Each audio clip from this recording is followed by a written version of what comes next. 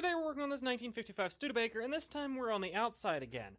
The fuel is leaking pretty bad. Whenever it's running, the fuel pump is shooting fuel directly out the side of it. So we need to figure out if it's leaking through a gasket or if there's a hole or a crack in the side of this fuel pump.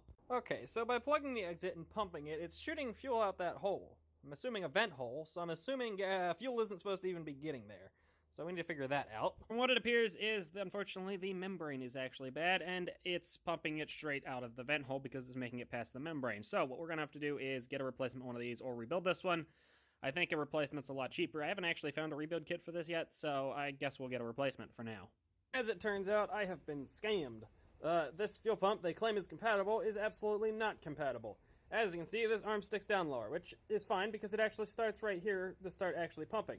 Oh, but wait, this one doesn't actually start pumping until right here, which is about the position that this one's in when it's done pumping. This is 100% not compatible. Why do they claim that's compatible? I don't know, but after looking at some forums, it's apparently a known fact that aftermarket fuel pumps simply do not work on Studebakers. Awesome. So, to make our $22 fuel pump from Rock Auto actually work, we need to change the pivot point of this from being about here to about there.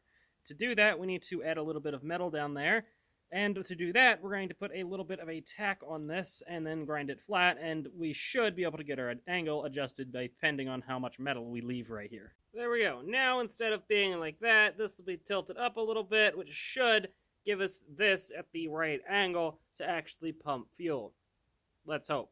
Definitely going to have our original one rebuilt. I believe there's a few places that do it, and if I can't find the stuff to do it myself, I'll probably get that sent out to do that because, I don't like this fix, but it'll at least allow this $22 fuel pump to hopefully work.